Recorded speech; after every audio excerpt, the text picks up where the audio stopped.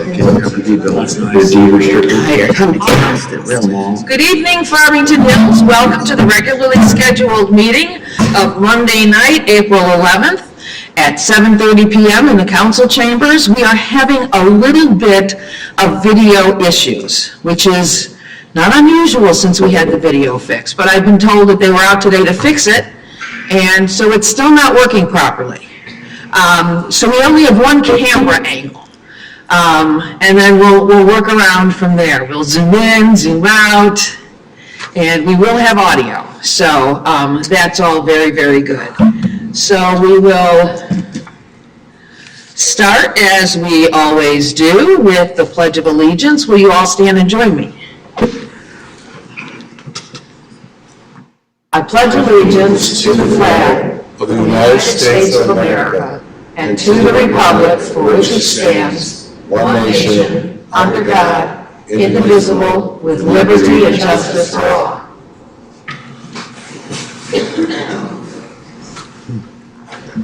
Next item is the roll call. Mayor Barnett? Here. Council members Bolaware? Here. Bridges? Here. Bruce? Here. Knoll? Here. Massey? Here. And Newland? Here. Thank you. Next is approval of the regular session meeting agenda. Dr. Massey? Madam Mayor, I would move approval of the agenda as published. Is there a second? Support.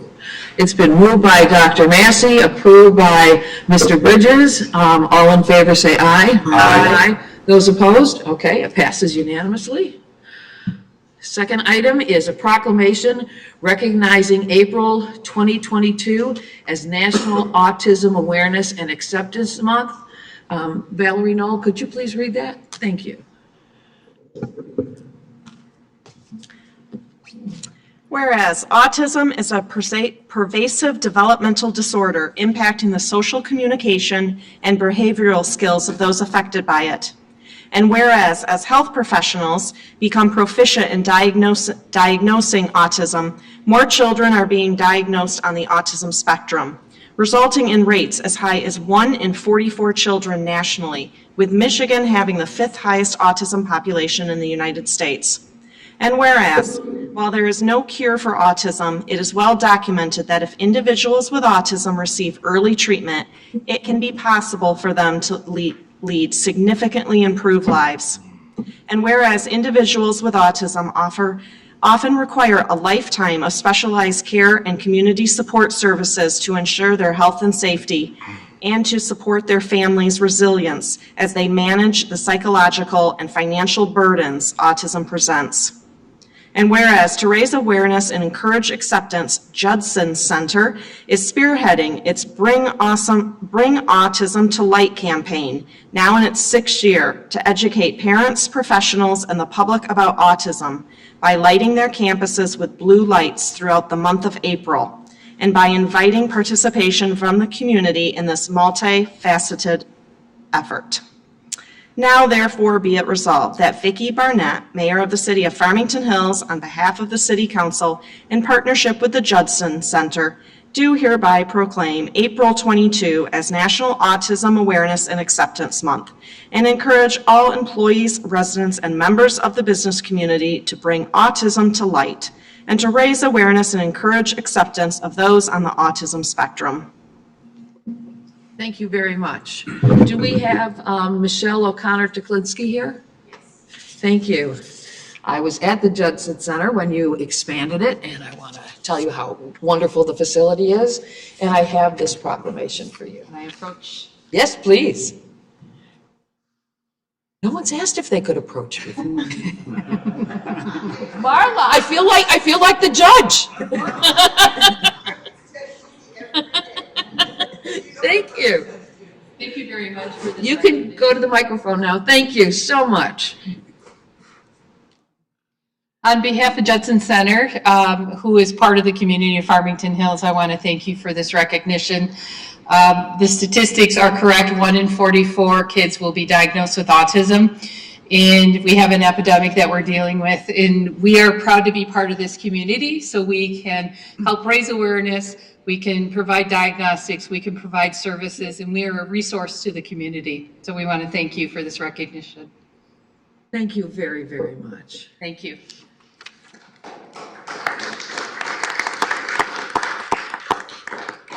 I want to point out that the diagnoses aren't just made when someone is young. They are now going back and discovering that adults have also been on the spectrum for a long time and have not been able to understand what was necessarily going on with them at the time. So, 5.4 million people in the United States. yeah, thank you very, very much. Next item is a proclamation recognizing April 24th, 2022 as Armenian Genocide Remembrance Day. Mr. Bridges, could you read that, please? Yes, I can. Whereas the Farmington Hills community joins human rights advocates and historians from around the world to recognize and mourn the 1.5 million Armenians who perished in the Armenian genocide as ordered by the government of the Ottoman Empire, which began on April 24, 1915, with the arrest, exile, and murder of hundreds of Armenian intellectuals, political, religious, business leaders.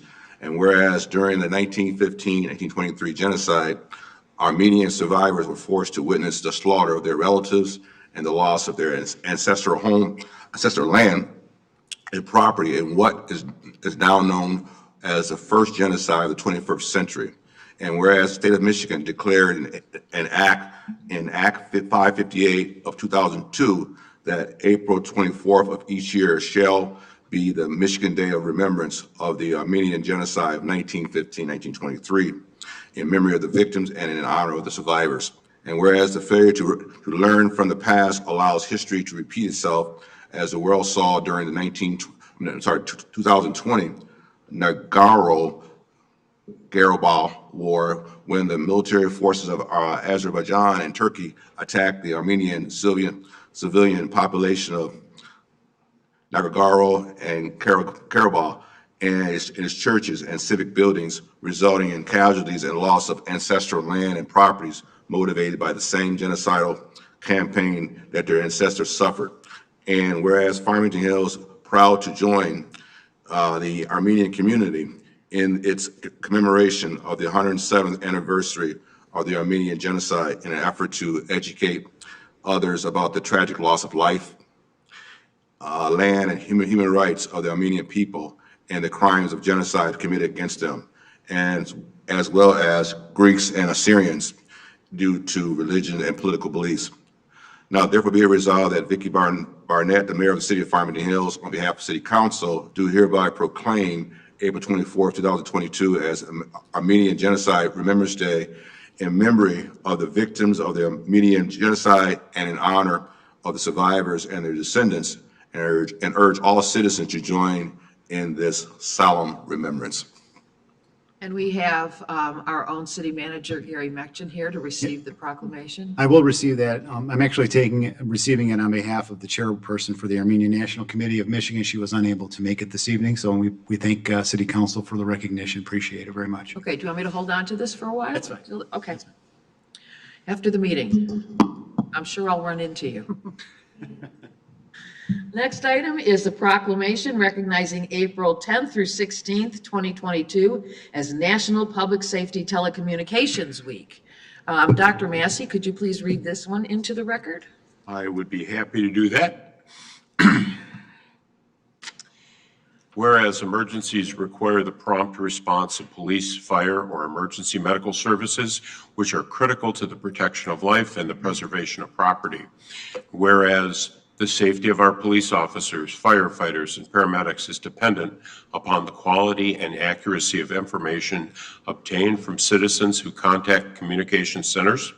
And whereas the City of Farmington Hills public safety telecommunicators are the first and most critical contacts that citizens have with emergency services, and whereas public safety telecommunicators provide a vital link for police officers, firefighters, and paramedics by monitoring their activities via radio and providing them with essential information to ensure their safety, and whereas our city's public safety telecommunicators have contributed substantially to the apprehension of criminals, suppression of fires, and prompt treatment of patients.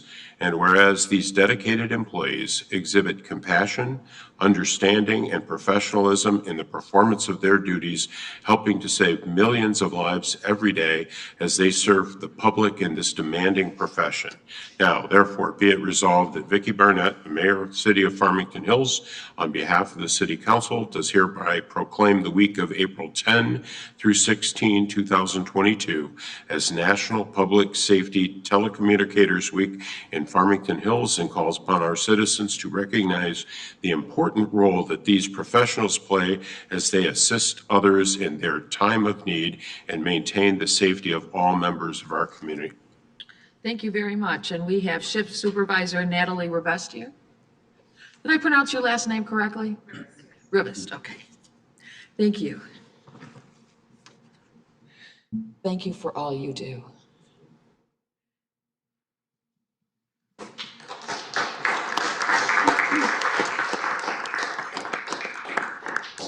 I want to thank you on behalf of the dispatchers for recognizing our dedication to the city and these citizens and those who also work here. Thank you.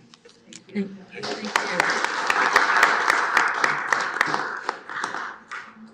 And now, Judge, you may approach the bench. Next item is the presentation of the 47th District Court 2021 Annual Report. Hello, Judge Parker. It is a pleasure to be here. It seems like it's been a while. It's quite nice to see you all, but the star of the show is actually our Deputy Court Administrator, Matt Friedrich. It is my pleasure to introduce him. I'll let him take it from here, and I'll be happy to answer any questions from here. Okay, great. Good evening, Mayor Barnett and City Council. We certainly appreciate the opportunity to present our annual report. I think you all have a full copy of the annual report and the materials that were presented, but we prepared a PowerPoint. 2020 and 2021, we've kind of combined the 2 years into one annual report, and it probably goes without saying that for all of us, it's been 2 years of great change and challenge. Courts have been impacted by the pandemic, and certainly we wanted to highlight some of the things that we've been doing as a court. I am new in my role as the Deputy Court Administrator. I started in that role back in July, and our court has undergone a lot of change over the last year in terms of personnel. Let me see if I can, yeah, this is going to work. I like this. So in administration alone, Dave Walsh, whom I think probably everyone here knows, Dave retired after 25 years as our court administrator. Stacy Park, who had been our deputy court administrator for 23 years, took over as in his role. I took over as the deputy court administrator. I'm still a part-time magistrate, and I've held that role since 2014. We also had the retirement of our director of probation, who had been there for over 30 years. And we also had the retirement of one of our longest standing magistrate, Dennis Feeney, over 35 years of service there. And we have a bright new magistrate, Brandy Hart, in taking his place. So we've had a lot of change there. And I think as new court leaders, one of the things that we've had to do is kind of revisit our mission and some of our goals as a court. And one of the goals that really has taken a lot of focus over the last 2 years is access to justice. That's one of the main goals and one of our main performance measures as a court. So why is that important? Well, in particular, it's important because we've all experienced this global pandemic. In March of 2020, obviously when the pandemic settled in, courts were faced with great challenges. A lot of businesses were already well equipped to handle remote technology, remote meetings. You could order a pizza and have it delivered to your house, but you couldn't order a court hearing and have it delivered to your home. So we had to make a lot of changes. The Supreme Court mandated a lot of changes. In fact, between March of 2020 and July of 2021, no fewer than 21 administrative orders were issued by the Michigan Supreme Court, which completely changed the landscape of court hearings. It was simple things like having the bar exam held remotely, more complicated things in terms of how we were going to deliver court services to court users. We were, I think, I was a practicing lawyer for over 20 years prior to taking the role as deputy court administrator, and I think that the 47th District Court was really at the forefront of adopting and adapting in terms of technology and using Zoom and YouTube to provide access to justice. We transitioned very quickly to that, and certainly we weren't alone, but I think we were at the forefront of that. In addition to having to deal with the pandemic and all of those changes, the legislature, and it just happened, it was by happenstance, rolled out a package of more than 20 bills that had a significant impact on jail reform and pretrial incarceration reform. It changed the landscape of how we deliver court services and how our cases are handled. Anything from how we sentence individuals, how we handle probation for individuals, clean slate initiatives, giving people an opportunity to clear up criminal histories with a lot more ease. We also had changes to the landlord-tenant process. One of the administrative orders that was instituted by the Supreme Court mandates pretrials in our court. So we've had a lot of changes in that regard as well. So some of the things that those changes and the process has helped us to do is become better at moving forward from here. I think our staff is as good a staff as I know in terms of being able to understand, utilize, and educate individuals on Zoom technology, remote technology, and access to justice. I hear calls every single day in our clerk's office where individuals are trying to figure out how to use Zoom. And unfortunately, a lot of the people that most need court services and most need access to our court have the least ability to connect effectively using some of the technology that's out there. But we've tried our best to make that as easy as possible. Not only that, but we actually have converted 2 of our conference rooms in the court to Zoom rooms. So now if someone has a Zoom challenge at home, doesn't have the technology, doesn't have an iPad, doesn't have a phone, they can come to the court and utilize the court Zoom room and connect to a magistrate or a judge that way. We're also utilizing other technological means, text notifications. The mail is maybe not as reliable as it once was, and while we still do mail a lot of notices, we also utilize text notifications for individuals to make sure that they know when they're supposed to be in court. We have almost all of our court documents are now available online and user-friendly, where people can complete a form online, submit the form to the court, and it just helps with ease of access. We've also, obviously, with the technology that we've adopted, we are now in a position where we can, if we need to, work remotely. And we experienced that with our snow event back in February. We were well prepared for that event, and we had a lot of our staff was working from home. We didn't really miss a beat. We were able to conduct our hearings virtually by Zoom, but we were also able to help people on the phone. We could take phone calls at home. We could take phone payments. We could do just about everything that we could do in person. And that was a pretty remarkable thing. So we're not necessarily doing that as a regular thing, but we know that we can if we need to, whether it's environmental or weather related. We've also made some significant process improvements. Our small claims, we've implemented a number of changes there, again, to create better access to the litigants. We were finding that certainly when you deal with a pandemic, every business was impacted. Courts were impacted where you just couldn't sometimes handle cases as quickly as you wanted to. So we've implemented some mechanisms to make sure that we're catching up on those cases, and we're actually really probably ahead of the curve now. We also have hybrid scheduling, so we can still handle some things remotely. In fact, we're required to handle some things remotely. We handle a lot of our traffic matters and first appearances that way, and we'll likely continue to do that because, again, it gives people an opportunity to show up to court and not have to necessarily be in court. Some other notable items, our public satisfaction survey. The Supreme Court put that on hold in 2020, but 2021 they rolled out a survey again. Our public satisfaction surveys historically have yielded very positive results, and this survey was no different. On each of the main performance metrics, our survey results were positive at 90% or above. People were satisfied with the services that were being delivered to them. They were pleased with their access to justice and the results that they received, so we're very proud of those numbers.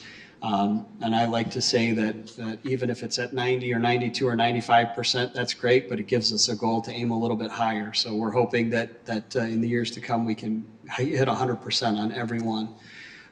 We still have our community work program. That's a work program where our judges order probationers to participate in work days. It's a jail alternative, and it gives back to the community, allows for savings in labor. Last couple of years, it's been at least $30,000 in labor value provided. And I'm pleased to say that we have, I believe it's about 3 times as many requests for individuals to participate in community work days in the coming year as we've had in the last 2 years. Obviously, the pandemic slowed things and a lot of people weren't using the program, but we're back on track with that. And we also continue to have a sobriety court program. Judge Parker, who I think is going to be in the next few days the longest serving Oakland County judge, if I'm not mistaken. And she's been running her sobriety court program. She's still young. She doesn't look a day over 40, right? Right. So she's running a very successful sobriety court program. Our recidivism rates, which are reoffense rates, are lower than the state average by quite a bit. Our exit interviews are phenomenal, the things that people say, and I'm lucky I actually get to help conduct the exit interviews now. The things that people say about the program and dealing with substance abuse issues and how it's changed lives, and I put some of the quotes in the annual report. It's been remarkable, and it's something that we're extremely proud of. So all of those things are continuing to go extremely well. So again, 2020, 2021, years of great change, great challenge, but I think that the 47th District Court has been a model court in terms of how we've adapted and adopted change and continue to implement those things and revisit things all the time. But we're very proud of what we've been able to do, and I thank you for your time. Welcome any questions. Thank you. Anybody have any questions? I have a question for the judge, please. Just a quick question. First, I wanted to just recognize all your efforts in regards to sobriety court. I mean, you've done many years involved in that, which has helped the community in so many ways. And your involvement in the volunteer recognition program also is recognized as well. So, are you aware of that a pending state Supreme Court ruling in regards to court funding? And could you speak to that issue there?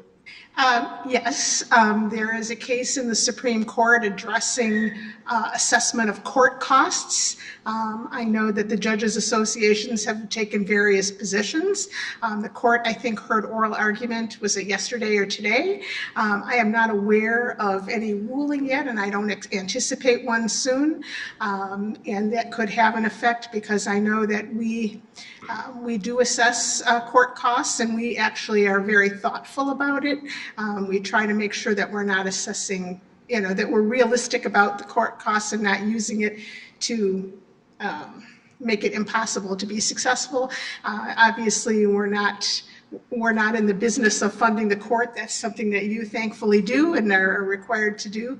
And we will keep an eye on that ruling. We had a meeting just last week kind of discussing the potential impact of that. So we're looking ahead. Whichever way the court rules, I think we'll be ready to handle it. Judge Parker, thank you for your comments. Appreciate you. You're welcome. Thank you. Any other questions, Pam? Councilmember Knoll. I have a follow-up question regarding Zoom hearings for either of you, whoever wants to take it. So there's been some stories in the news lately. I know the Supreme Court has been dealing with this. I know Supreme Court Justice Richard Bernstein has said it is time to go back in person. There's been problems with lack of civility, lack of respect because you're more anonymous through Zoom. There's been stories in the newspaper about people being on the toilet, in the bathroom for their hearings, in bed, in lack of apparel on them, eating, drunk, participating in things they should not be doing when they're in a court hearing. And it's problematic. There's been attorneys that have been on the golf course taking their hearings.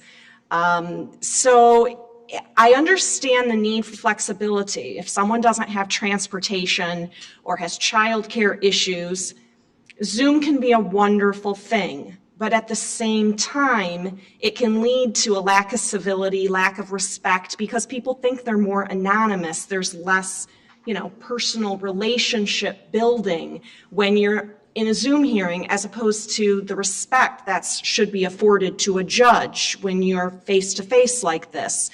So what is your opinion? What is the right balance? I'm assuming it's going to have to be some sort of hybrid where you can, hopefully, the Supreme Court decides that the judges are allowed to do Zoom hearings if they think it would really help the participants in it, but at the same time, the judge also has the ability to require have them be there in person. Also, there's been situations you don't know if they're drunk, if they're under the influence, or if they understand the technology and understand what's being asked of them or told to them when they're not in person. So how do you balance all of that?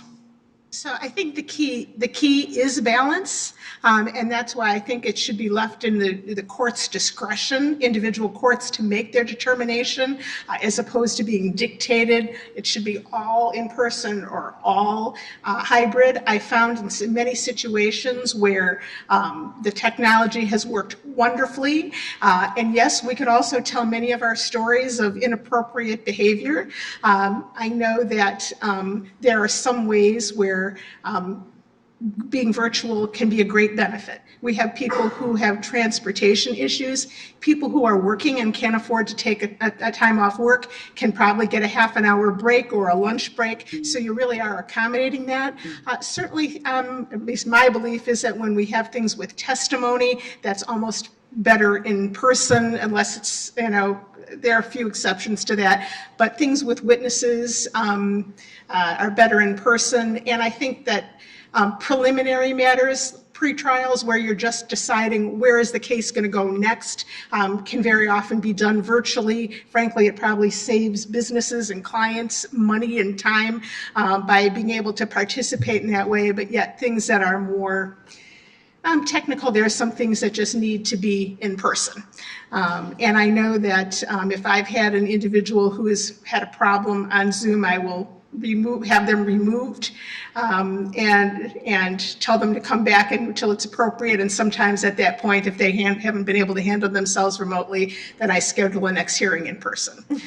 So I do think that it's been wonderful with the pandemic and given some of the issues that we have the availability. And I do think that I see an ongoing value in the technology, but it would be nice to see people. Is that where the Supreme Court's probably going to end up? Is allowing the discretion to the local district judges? That is where we hope the Supreme Court will end up. Okay. I think they had a public hearing not long ago that many district judges spoke, and I think it's actually interesting depending on which court. I know that the circuit court has really loved the technology, because usually they have two lawyers arguing a case, and everyone can be in their offices, everyone knows their etiquette. Sometimes it's hard when people who are representing themselves may have some difficulties. So while it's a benefit to them, sometimes we have to coach them on how to behave. And I know probably multiple times a day I'm asking, can you see and hear me clearly? Swipe across your screen and you'll be able to see me. So that, we're coaching people to get through the technology. So we'll see what the Supreme Court has to say. I know that, again, we're truly hoping that the court will allow discretion for the individual judge to make that determination. That's what we're charged to do. Thanks. I don't know if you have anything to add here. I think what the judge said is spot on. No, I do. I believe that I believe that a hybrid approach is probably appropriate. I know that in what I do as a magistrate, dealing with a lot of the less maybe informal matters, traffic tickets, I tell the story a lot of individuals who may be from out of town driving through Farmington Hills and get a speeding ticket, and realizing that in the old days pre-pandemic, they would have to carve out at least a half a day to come sit in court and have childcare, miss work, whatever the case is. And I think the fact that we can provide a little bit more flexibility with those types of matters helps. But certainly a hybrid, I think, is where we're going to end up. And I do think the Supreme Court has recognized from where they originally were with the original court rules that they wanted to institute, and they were very restrictive. Everything was going to be presumptively Zoom. They've come a long way, and now there is a lot more discretion built in. So I think that's where they'll end up. Okay, any other questions? Thank you. Oh, I have a Ms. statement. Bowler? Yes. You know, I was looking at the report that you published, and I was quite impressed with the public survey satisfaction. You know, 90% of the respondents either agreed or strongly agreed on all of the points that you've outlined in your memo. I think that's in light of the fact that there's been so many challenges during the last couple of years for the court to maintain that strong public satisfaction is really tremendous, and I thank you for that. Thank you. Yeah. Thank you. Do we need to accept the report? You don't need to officially accept it if it's Should we? in your discretion if you'd like to. Is there a motion to accept the report? Dr. Massey? Second. Seconded by Dr. Bruce. Any discussion? Seeing none. All those in favor of accepting the court's report, say aye. Aye. Those opposed? Thank you very much. We've accepted your report. Thank you, everyone. Thank you very much. Thank you. Next item on the agenda is correspondence. Does anybody have any correspondence that we all didn't receive? Well, I'm not quite certain. There was an anonymous letter that I received, and I don't know if everyone received that letter. or not. I did not receive that one, but I'm sure I will be able to get a copy of it. So, and then we do have a gentleman who we have helped before, who, again, wants some assistance from our Public Services Department to talk about what can be done around the Rouge River area that he lives in. And so we will make sure that we reach out to him and give him the guidance that he needs. Next item is the consent agenda. All items listed under the consent agenda are considered routine by City Council and will be enacted by one motion. There will be no separate discussions of these items unless a council member or citizen so requests, in which event the items will be removed from the consent agenda for consideration. The consent agenda will be read by Mayor Pro Tem Mary Newland. Mayor, the consent agenda is published this evening. Number 6, recommended adoption of a resolution supporting the request for intercession of state officials in the matter of Highland Park Water and Sewer debt assigned to Great Lakes Water Authority wholesale water and sewage customers. This is CMR 42234. Number 7, recommended authorization of a cost participation agreement between the Road Commission for Oakland County, RCOC, and the City of Farmington Hills for the culvert repair project on the Orchard Lake Road over the Rouge River. This is CMR 42235. Number 8, recommend approval of amendment to the Muir Cove Gravel Road Conversion District limits to include 29732 Merlon Drive. This is CMR 42236. Number 9, recommend approval of award of bid for 2022 for mosquito control broquettes to Visra in the amount of $17,327.20, and adoption of a resolution authorizing reimbursement of eligible mosquito control activities under Oakland County's 2022 West Nile virus program. This is CMR 42237. Number 10, recommend adoption of a resolution authorizing reimbursement of eligible spongy moth suppression activities under Oakland County's 2022 moth suppression program. This is CMR 42238. Number 11, recommend adoption of a resolution supporting the Michigan Department of Transportation Local Bridge Program grant for the Tuck Road Bridge replacement. This is CMR 42239. Number 12, recommend approval of establishing traffic control order P-172, 2022, to prohibit parking on Freeway Park Drive. This is CMR 42240. Number 13, recommend approval of establishing traffic control order P 173/2022 to prohibit parking on Eldon Street. This is CMR 42241. Number 14, recommend approval of a purchase of additional radio equipment for the police department through Motorola for a total cost of $175,726.20. This is CMR 42242. Number 15, recommend approval of request for employment under Section 10.01A of the city charter for a makerspace technician. This is CMR 42243. Number 16, recommend approval of a permit to be issued to Wolverine Fireworks Display Incorporated to hold a fireworks display at Franklin Hills Country Club on May 29th, 2022. Number 17, recommend approval of the city council study session meeting minutes of March 28th, 2022. Number 18, recommend approval of the city council regular session meeting minutes of March 28th, 2022. Okay, yes, Dr. Bruce. I would request that we pull item 6 and discuss that separately. Item 6, okay. We will remove that from the consent agenda and discuss that right after we get through with the rest of the consent agenda. Mr. Bridges? Yes, I have a motion, Mayor, that we approve the consent items number 7 through 16 as read by the Mayor Pro Tem Newland. Okay, is there a second? Support. It's been moved by Mr. Bridges, seconded by Dr. Massey. Any discussion? Seeing none, this is a roll call vote. Council members Bruce, Yes. Bullaware, Yes. Bridges, Yes. Newland, Yes. Knoll, Yes. Massey, Yes. and Mayor Barnett. Yes. Thank you. Okay, is there another motion? Dr. Bruce? I would move the approval of consent agenda items 17 and 18. Is there a second? Support. It's been moved by Dr. Bruce, seconded by Councilmember Knoll. This is a roll call vote. Any discussion? Seeing none? Council members Bullaware, Yes. Bridges, Abstain. Newland, Abstain. Knoll, Yes. Massey, Yes. Bruce, Yes. and Mayor Barnett. Yes. Next item is number 6. We will return to number 6, which is the Great Lakes Water Authority resolution that we have on our agenda.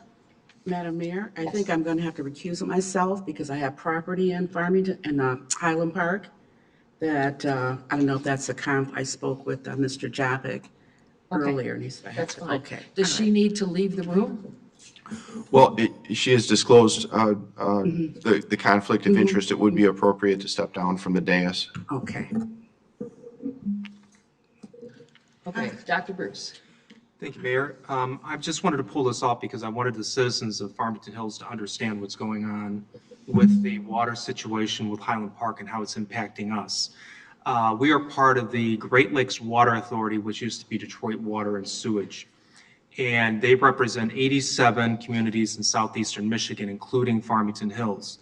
Back in 2012, the state of Michigan requested that Detroit Water and Sewage, now the GLWA, provide emergency water services to Highland Park because of the state's determination that the city's water treatment plant was creating a public health risk to its residents. On November 12, 2012, the state of Michigan represented the repairs to the water treatment plant were to be completed in 3 to 4 days. That has not been done. It's been 10 years, and those repairs have still not been done. Highland Park has paid less than 1% of the water services charges since 2012, and they are now up to owing $54 million in water and sewer bills.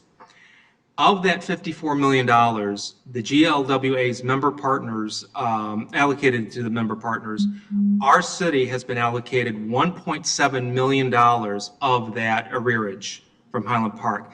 It's outrageous. It is absolutely outrageous that we are being allocated that debt to take care of a failure of the state of Michigan to address this for over 10 years, and that this has been allowed to go on. And you have to ask yourself, if Highland Park is allowed to not pay their water bills, which community is going to be next that just doesn't feel like they have to pay? It's really it's a failure of that government to care properly for their people, and it's a failure of the state to force some sort of solution. I remember every year when we would have to pass water and sewer rates. There was one time I asked Detroit Water and Sewer when they were here, I said, so what happens if we vote no on just increasing the rates? They said, well, we'll cut your water off. Just like that. They said, we'll just stop water. Well, why are we under threat of that and other communities don't seem to be under that same threat? And I don't want Highland Park's water to be cut off. Believe me, that is not what I'm advocating. What I'm advocating for is the state to step in and do something about this outrageous debt that is falling onto Farmington Hills. We work very hard to make sure that our budgets are balanced. We went from a AA to AAA bond rating, one of the few cities in the state during the downturn after 2008 to do that. And it's because we take such great care with what we do with taxpayer money in the city. So it's unfair that our residents have to now pay that $1.7 million, which is only going to continue to grow. So I would encourage everybody in our city to write the Water Resources Commissioner, to write their state rep, their state senator, and the governor to say that this is just not fair and it's got to be stopped. There has to be a solution so that we are not on the hook for other people's bad debts. So that's what I have to say about this. Okay. Does anybody else want to weigh in? Yes, Dr. Massey. Yes, actually, very well said, Bruce. Thank you. I have a question, and it's a really minute little point, but when I read through this, it kind of I got stuck on it, and it will be a question for our city attorney, and it's in the resolution portion of this on the fifth one, and it's in the second sentence there, and it says impacted member partner communities. Is that a legal title? Because the word partners, what word I got stuck on. We're member communities of Great Lakes Water Authority, but when I think of somebody who's partnering, then that would almost kind of thrust us into, hey, we have to help out our partners. So I would just like to remove the word partner unless there is a legal reason to leave it in there. So it would just say impacted member communities. I don't think there's any legal reason for that terminology. I think it's just a term of art. So removing that would not cause any issues with this resolution. Okay. So if we could remove that, that would be great. I want to weigh in as well. This has been an ongoing problem, as Dr. Bruce said, for over 10 years. I served in the state legislature when this first came up, and it was the Detroit water and sewer system. And we had asked the governor, then Governor Snyder, to make sure that the communities that were paying their bills in a timely fashion and were all up to date to be held harmless from any situation regarding the Detroit water and sewer system or its successor organization.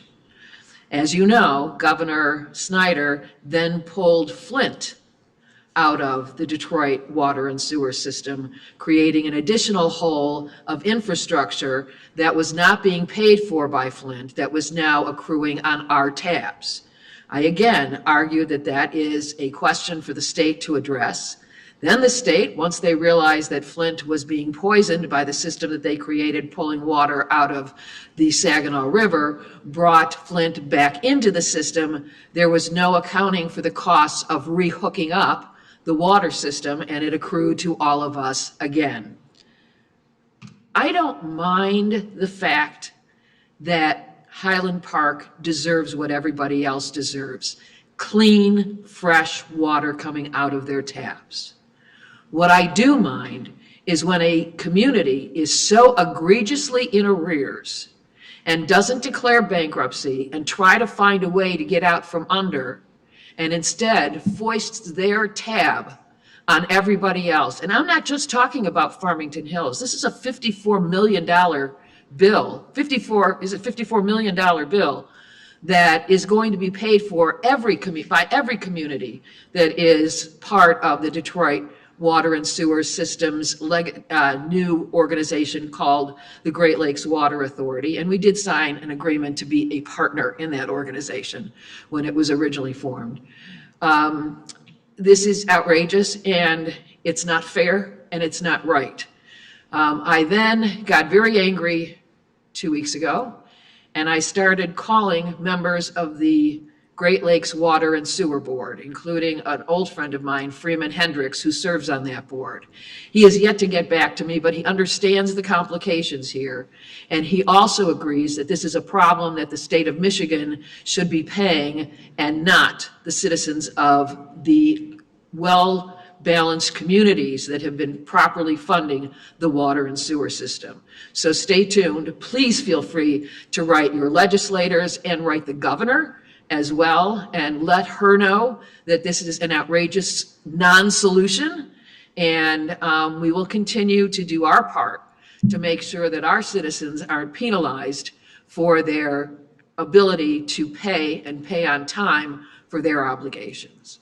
So I'm very happy that we are bringing this resolution forward, and I hope that we will have a motion right now to pass this resolution. Mr. Bridges? Yeah, Madam Mayor, can I make a motion? Sure. I can make a motion that we can approve consent agenda item number 6. Support. It's been moved by Mr. Bridges, seconded by Dr. Bruce. Is there any further discussion? Mayor Burnett? Is that with the removal of the word partner? In Yes, we item can number remove 5? partner. Thank you. It's not a sticky wicket for me. I just want them to understand our anger for the rest of it.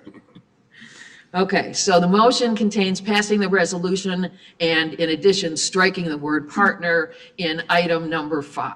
Number 6. Is it in 6? Yep, it's, Okay, in 6. Got it. All those in favor say aye.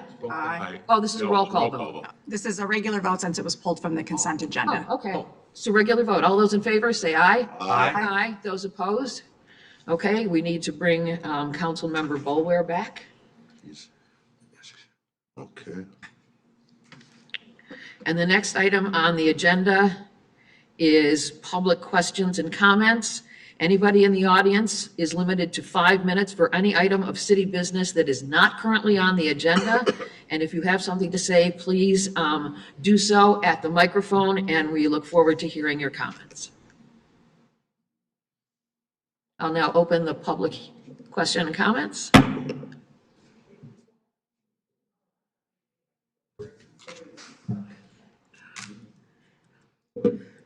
All right, I'm Myrna Proctor. Hello? Oh, well, what are we doing? We've already passed it. And it was on the agenda. Oh, did we miss it? You didn't realize it. You guys all said aye and you didn't ask for any discussion. We don't ask for discussion on consent agenda items. And how did it get to consent agenda without talking to the person that it affects? Her. Well, it also affects the household that wants to be added in. And The city council voted to take it off originally. no, we did not. Yes, you did. Oh, 2 that years ago. parcel? 2 years Yes. ago, But the yes. property was then sold and the new owner wants to be included in. And because it's not a major hardship for where the line is drawn, they were added in. It's a major project, it's a major hardship for me. Well, Driveway would be filled with potholes. Yes. I understand. It's just that it's an item on the agenda, and in that case, there is a blue slip that we always tell people to fill out if they want to comment on an agenda item. And Taken it earlier and you don't give us the agenda, nobody said anything about a blue slip. I'm sorry, but we've already passed it, and I was told by Jim, come to City Hall and raise your hand. okay, well, I don't see anybody here who wants to reconsider at this moment. So how do we get it on another consent agenda to have it taken off? It's already passed. Who passed it? We did right here by roll call vote. Well, I don't understand why you didn't let us have a say-so in this. I came in, you were sitting there, I had no idea what you were. I mean, we have residents that come in all the time. Yeah, but if they want to, I mean, if they want to speak about it, can they just speak about it now? You can speak about it, but it's I not know going to they're here change for the that. outcome. And it's an item that was already on the agenda, and we've moved on from that item. But on the agenda though, without your discussion. Because it's not new business, it's consent agenda, and all items on the consent agenda will be passed in one motion. It's very clearly said, it's the way it's not new business. I don't mean to interrupt but it wasn't really clear to us because we were going by the agenda, talking about items for discussion. We didn't realize that is the way it worked. We were not given the opportunity for a blue slip. We were told to come and speak to the city council about our concerns. Okay, well, if you were sitting here, you noticed that Dr. Bruce pulled an item off the consent agenda. I'm sorry, this And, is my first meeting. okay, and at any point, you could have raised your hand and said, I want to talk about this item. Can we pull that off the agenda too? It's very clear, unless a council member or a member of the community wishes it to be pulled off, and we, I understand what you're saying. and so unfortunately, I have to disagree with you. It really wasn't very clear, or I certainly would have done it. you are, I'm sorry for the confusion, and, Well, I guess my point is that you guys all said everything, and you didn't say, is there anybody here? we don't do that unless I make it very, Interrupt you while you guys are making your decision. okay, because it says very clearly here, all items listed under consent agenda are considered routine by the city council and will be enacted by one motion. There will be no separate discussion of these items unless a council member or citizen so requests, in which event the items will be removed from the consent agenda for consideration. At no point was there ever is there anybody else that would like to? Mayor, I don't know why the other people are here tonight. It's possible they're here for that item. It was on the consent agenda. We did follow the process, but we do have public comment right now, so anyone who's here for that item could speak about it. And I guess, and I'm not arguing with you. No, I fully understand, and I also see right under it where it says consent agenda items for discussion, and there was no discussion, the public wasn't asked, is there anything specific you want to take off? It's a misunderstanding, I understand that, but it very much impacts our lives. And okay, well, let me give you a few minutes, and I want you to say what you came here to say. But, and I And- thank you very much. We will do that, but it's very unfortunate that what we say is going to fall basically on deaf ears because there's nothing that can be done about it. We've already passed it. Right. I hate the fact that we don't teach civics in school anymore at this level. Well, we were just told to come. Just as a Jim point of, said, raise your hand and come. Engineering department told my mother to come, raise her hand and speak. That's all he told her. Okay. just as a point of clarification, and I do want to hear what they have to say on public comments, even though we've already voted on this issue. But at the bottom of the agenda, it says requests to speak. Anyone requesting to speak before council on any agenda item other than an advertised public hearing issue must complete and turn into the city clerk a blue public participation registration form located in the wall rack by the south door entering the council chambers. So that is on the bottom of the agenda as well. We've been here many times about this specific thing over and over again. I fully understand. You've been here during the public hearings. And then after it's passed or not passed at a public hearing, either goes away, or if it passes during a public hearing, then it comes back for a cost hearing. And that's also another public meeting. And after that's done, when we go to bid it out and who's going to do the work and the parameters of the district, that's where it ends up on consent agenda. So how come she wasn't involved in any of the public hearings? She was here during the public hearings. No, about this particular. This was not a public hearing.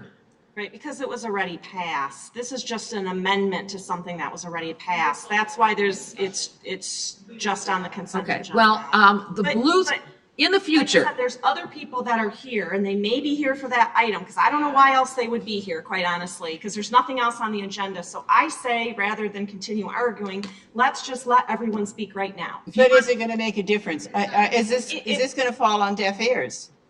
Well, but it gives everyone else an opportunity to say where they are on this issue. I mean, this was an amendment to something that had already Been had approved. public input on it. So they may also want to share their views. Mr. Bridges had asked to have it removed last time, you voted on it, and then she was not aware that it was being put back on until this evening. I understand where you're coming from, because you've never been involved in this. Sure, why portion not? of- Let's do it. We're here. I'm missing my programs, Jeopardy and Wheel of Fortune, so let's go for it. All right, I'm Myrna Proctor. I live on Merlon, 29766 Merlon. 2 years later, we're at the same state we were 2 years ago. 2 years ago, council, in their wisdom, said, no, no, no, you cannot add it on. It was not in the original proposal. You cannot add. It just won't fly. So here we are, 2 years later, same story. Come to my driveway, mess up my driveway, potholes. I don't want that every time I drive out of my driveway. They want their driveway paved because they are complaining about dirt on their cars, dirt on their driveway. I don't want that mess at the end of my driveway. It's a problem for me. That's why I believe I should have been included in this discussion and before it was voted. Which one is your address again, please? I'm lot number 5. Okay. Would you like to be added? I'm sorry? Would you like to be added to the paving? Well, no, I do not. Okay. That was why I was here 2 years ago. I don't want those, when hard surface meets soft surface has to give. And so we have potholes and dirt. Every time I turn out of my driveway, I'm right in that big old rut in the potholes where I don't want that mess. Okay, but you're in potholes now and it's not paved, correct? It is not paved. So even if we don't pave it, you're still going to have potholes. No, not at her driveway. They maintain it. The city of Farmington Hills is off the hell of the same road. They're very good about maintaining it, except of course when the ground is frozen, it's hard to do. But the issue that she's saying is when you stop the asphalt at her driveway, all the potholes that are at every 4 entrances. All 4 entrances. Of the subdivision will now be at her driveway rather than at the entrances where they have been for the last 30 plus years we've lived there. Yeah, well, you know, we've been fighting this for 32 years. Ever since I moved in, we've been fighting this pavement on Merlon and in the subdivision. So I had a solution, but it's not going to fall on ears that want to hear Let it. me hear it. The solution is their driveway is 2 car lengths from where Muir Cove conversion ends. Just add a little bit of pavement down to their driveway. That will solve the problem, and include their driveway. That will solve the problem of dirt on their cars and dirt in their driveway. I'm not sure aesthetically that would be pleasing for them. I didn't understand you. I'm not sure aesthetically to have part of their front drive paved and not the rest of it for their property line would be aesthetically pleasing, would look nice. Well, it's going to stop right at their driveway, just slightly in from where Muir Cove is going to come. From here to here. Yeah.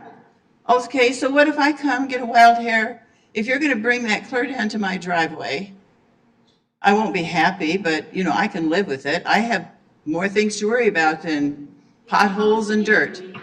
But I have a solution, or I have a question. If you bring that pavement down to my driveway, why don't you just do my whole driveway or my whole front of my property? We would love to. Well, oh, and then you're going to deal with county because there's a creek. But then you'll have to fix that culvert because it either has to be replaced. It probably has to be replaced now Yeah. anyway. So you know how long? We would love to. So if you decide. Okay, and if you're going to do that, Next door neighbor wants it. yeah, the next door neighbor wants it too. And the neighbor just voted no. The whole And they- neighborhood just voted no. So where is it gonna stop? Where one person can say, I want mine done? They've got the worst driveway in the entire neighborhood. They've got mud and water. And Okay, even walking on ice to get to the mailbox.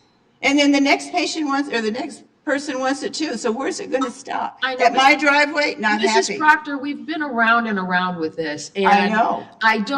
I'm not trying to be difficult with you. I really I'm not am being difficult You either. are not. You are being very lovely. And I just want you to know I appreciate your tone of voice because you're very frustrated. tone and- of voice, And I'm you're hoarse. being I'm very, sorry. I very, would be no, you're yelling being louder. very nice. You are what we call a nice person here. So don't worry about that. It's just that the owner of this property, 29732, sold the property. And the new owner, upon learning about the original plan, wanted to be That added. wasn't an original plan. They squelched it. They said, no, you Well, can't do that. The owner wanted to be added. That's what tonight's meeting was about. We voted on it and they've been added. Well, but I'm just saying, I think the whole thing is unfair. I think we should have had a chance before you voted. The reason why that was going on was for connectability for snowplow. Okay. You don't need connectability in front of those two lots for a snowplow. It was Merlon straight to 13 mile. Okay, a lot of people want paved roads and apparently your neighbor We're does. not going to, we voted it down. Only 16 people voted for paved roads. Well, that's to the north. No, that's the whole subdivision. Well, the side we have here is of people, over 60% of these people voted, I believe it was 73%, somewhere in there, to have their road paved. That was your code. One street. Right. We are not your code. Well, Do you have a map in front of you? yes, but because of the culvert, they were originally included. But they didn't want to be included, so they were Xed out. Tell me that again. They didn't want to be included. Start back, few words back. Because of the culvert, she said. The original, when we drew the original map, they were in and you were in. You didn't want to be in, so we took you out. Yes. Okay, okay, so so we're on the same page here. We took you out. Okay. The new owner of this property to your south wants to be added. And we have agreed tonight to add them. Yeah. So that's what happened tonight. Well, I understand that that's what they want. Well, that's, Very sad in the process. Yeah, it's very sad. It's very concerning. When we get to speak, you guys voted, approved, and there was never any, would anybody else like to discussion? Because of the as parts. community members, we have no idea. So I'm. well, not everybody here wants to speak, so we don't like poll the audience every meeting. No, but you asked all the council members, is there anybody else that would like to say anything? I would. It would have been expect that you easy would to ask the say. community also. I didn't have a blue slip, otherwise I would have. I'm going. It was a done Okay. deal before we got here, Mom, Okay. sorry. I still would We like to try to see. do everything we can to make sure that you can participate. I want to say something too. And I'm usually not very ugly, but I'm going to get ugly. The reason why they wanted it in the year 2000 is because Brad wanted his side of his property paved. Well, that was to my driveway. You immediately squelched that. So now Brad's sitting over there again. This doesn't involve him at all. Why? Mrs. Proctor, I just deal with I what, would like to know who told them that this. I just deal with what the staff brings us. They are very, very good people who work very hard to make sure that everybody who's on the list for paving fully wants the paving. And that's what happened. And if there's any mistake here, it's a lack of communication between you and I about how the system works here and the blue slip. Well, I'll agree with that, but that's Okay, not, okay. that wasn't. But this is not a staff issue, it's not a staff problem, it's not a council issue or a council problem. This is a lack of understanding when I ask for comments, and if you read the full agenda and you notice that you need to file a blue slip, that's where it all fell apart. That maybe either should be highlighted or explained. Or on the top of the At the agenda. top, yeah. We could list that at the top. It would be good if it was listed on the top. We could move that to the I top. People understand that. That isn't how it worked the last time we were here. Yeah. We were asked. Because you were here for a public hearing. This was not a Yes. public hearing. So during a public hearing, I open up the public hearing, just like I opened up the public comments and questions. Because we're required to do this, and there has to be certain notice for a public hearing, X number of days, X number of notices going out to people involved. Certainly, maybe Jim should have explained that to me, because he said, show up, raise your hand and speak. Okay, well, Jim is going to be here. Where is Jim? Jim has been here for over 45 years. No, I mean, where is he tonight? He, He could tell me what he said, what he told me to do. well, we have some of the staff here, but Well, they didn't tell me, Jim told me. Jim is an excellent employee, and I have a question. We talked about if we only went past the driveway, I can't remember the word that you used about the way it would look, aesthetics. Aesthetics. What about aesthetics in front of this property? Yeah, somebody's gonna move in my house, I get ready to sell. Well, they've got pavement, why do they stop at your driveway? Well, that's for you to consider about the value added to your house if we go ahead and pave your front yard. I don't think it adds value. We like the neighborhood the way it is. We Okay, like the dirt. then this is all your choice, and I understand. We just have a difference of opinion here at this point. You can have it held up by county drain. Yeah, let's pave mine, let's pave mine. What are we counting? Well, talk to, if you want it paved, I don't want it seriously, paved, but if you are willing to have it paved and be added to this pavement project, I'm sure we can accommodate you. I'm sure you, well, maybe. I'm sure we can accommodate you, so. Your word, huh? No, I'm going to let Ms. Mondora, who is the head of this department, meet you in the hallway and chat with you a minute, and then you tell us what you want to do, and we can come back as early as the next meeting, which is in 2 weeks from tonight, and we can add you if that's your pleasure. Well, I'd have to give that some thought. You have 2 weeks, or, because I don't know when we're going to go out for paving, but Ms. Mondora can tell you if we have more time for you to consider it. So please go out with her and she will talk to you about it. And if you wish to do this, I think it would add value to your house. I really do. And I seriously do. She doesn't need to come because I'm not changing my mind. I don't want the pavement in front of my house. Okay, well, she was ready to, And Brad, I'm so happy you finally got the side of your house paved. At my expense, okay? I'll think of you every time I drive out of the driveway. Madam Mayor,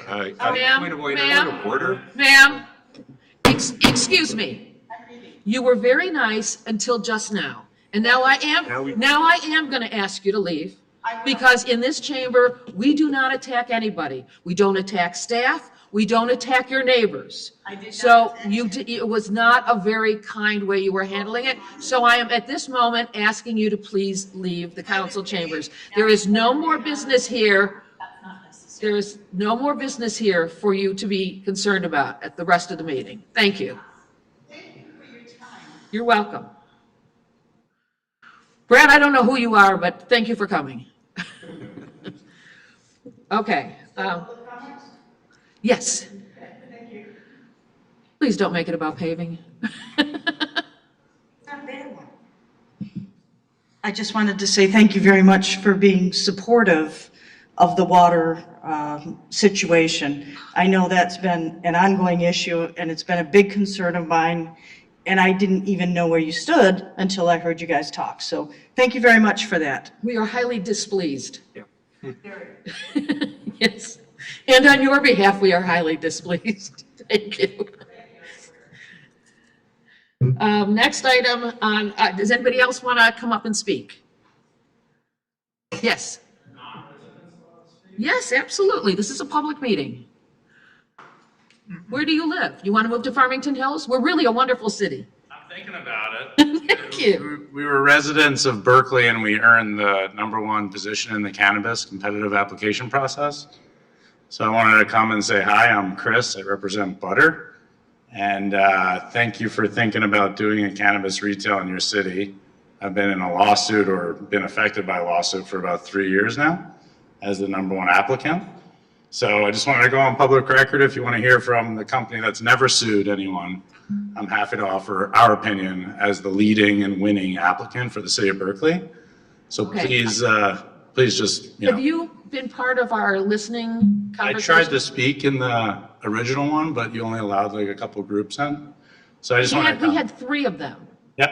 So we're still going to have public meetings on it. So if you will keep looking at our website, I have been. when you find one that you want to come to, please let us know and we will make space for you, okay? Thank you. Thank you very much. Have a nice night. And then you can move here. I'm sure you like hearing from cannabis people more than residents. We hear from them all the time. It's okay. It's okay. Thank you. Anybody else wish to speak? No?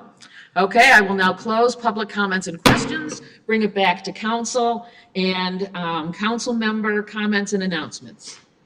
Dr. Bruce. Thank you, Mayor. Then Councilmember Bolware. Thank you, Mayor. May is National Bike Month, and there's a lot of safety initiatives going on that are starting actually this month. A frightening statistic is that pedestrian and bicycle crashes make up only 2% of all traffic crashes, but they account for 30% of all traffic fatalities in Southeast Michigan.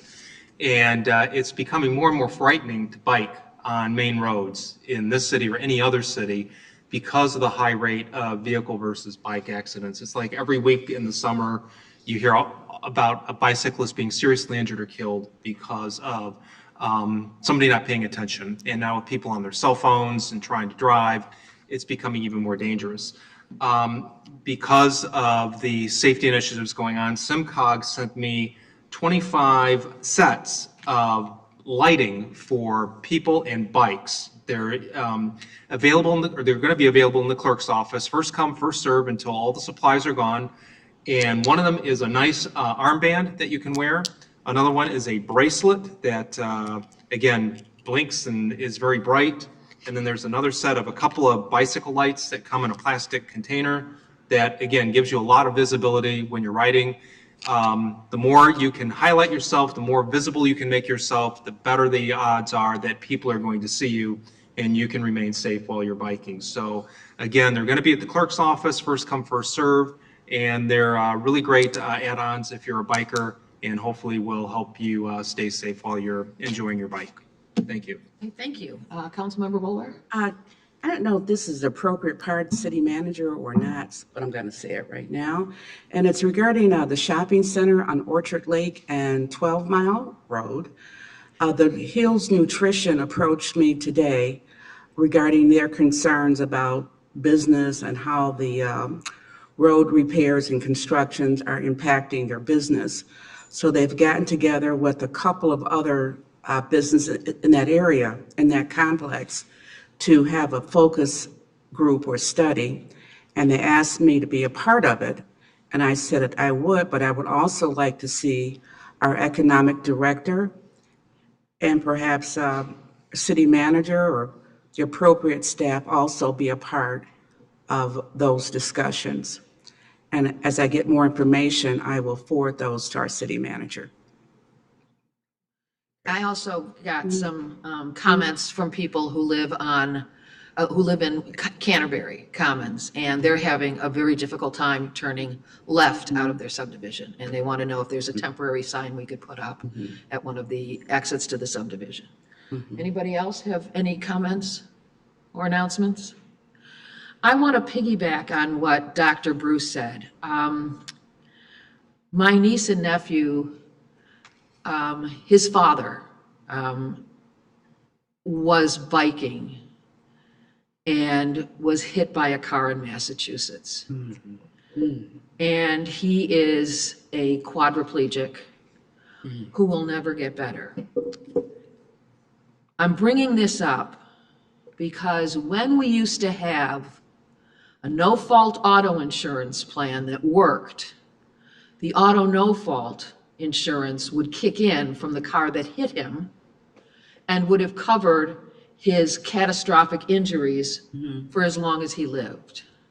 Now he is eating up his family's retirement money. His wife is devastated. The entire family is devastated because of the horrible condition that he's in, and it is a very, very sad situation. So please, whether it's day or night, make sure you have bright bike lights on and don't wear headphones while you're riding your bike on a main road so that you can clearly hear what's going on around you. It's very, very important. We can only protect you so far, and insurance will only cover so much nowadays. And the outcome is very, very devastating. So I want you to remember that, and when you're in subdivisions, please do not drive over 25 miles an hour. In fact, I would appreciate it if you would drive slower, because if you ever hurt a child or a pet or a family walking a stroller, you will never forgive yourself. And so always err on the side of caution. Thank you. Next item is city manager update. Thank you, Mayor. Just want to remind everybody that yard waste pickup resumes this week. Yeah, that means spring is officially here. Our police department is providing a prescription drug take-back on Saturday, April 30th from 10 a.m. to 2 p.m. All you need to do is simply drop by the police department lobby here on 11 Mile Road and drop off your prescription drugs. And I also want to let everyone in the town, everyone in the city know that we are seeking public input on the city's new master plan, which will create a vision for the future of our businesses and our residential growth opportunities for our great city. Please contact the Planning and Community Development Department at 248-871-2540 for additional information. And there's also a survey that residents can complete. It should be on up on the website with a link on one of our sticky buttons at the bottom, hopefully by the end of business tomorrow. Otherwise, I would have to give you a long HTML, and I didn't want to do that this evening. And then lastly, a reminder that Oakland County Animal Control Division will again be conducting a door-to-door census to ensure compliance with the Michigan Dog Law of 1919, which requires all dogs 4 months of age and older to have a license. So if you need a license, you can purchase one here at the Farmington Hills Treasury Division with proof of a rabies vaccination. And for questions regarding dog licenses, you can certainly contact us here at the City of Farmington Hills Treasury Division at 248-871-2480. Thank you. Okay, thank you. That brings us now to the attorney report. Does anybody have any questions on the attorney report? Seeing none, then we are now on item number 20, consideration of approval to enter into a closed session for a strategy discussion session for following collective bargaining agreements, general employees, Teamsters, American Federation of State, County, and Municipal Employees, AFSCME, Police Officers Association of Michigan, Command Officers Association of Michigan, and the International Association of Firefighters. Please note that council, after the close of the closed session, we will be coming in back to general session, and we will probably take action at that time to adjourn the meeting. But we can always take other action too. So if you want to stay tuned while we go dark to the public for a little while, please hang in there. So is there a vote to move into, yes? Well, I'll make the motion Yes. that we move into closed session to discuss a strategy session for collective bargaining. Okay, is there a second? Support. It's been moved by Councilmember Knowles, seconded by Councilmember Bruce. Is there any discussion? Seeing none, all those in favor? This is say a roll aye. call Oh, this is a roll call vote. Yep. Councilmembers Not myself. Bridges. Councilmembers Bridges, Yes. Newland, Yes. Knoll, Yes. Massey, Yes. Bruce, Yes. Bolaware, Yes. and Mayor Barnett. Yes, Thank you. okay, okay.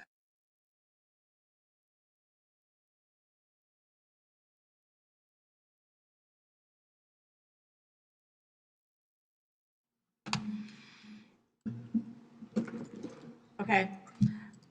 We are back Farmington Hills. We were returning from a closed session. Do we have a motion? I'll make a motion to adjourn. Support. Everyone agree? All in favor? All in favor, say. Aye. Aye. Good night, Farmington Hills. All right, Mayor.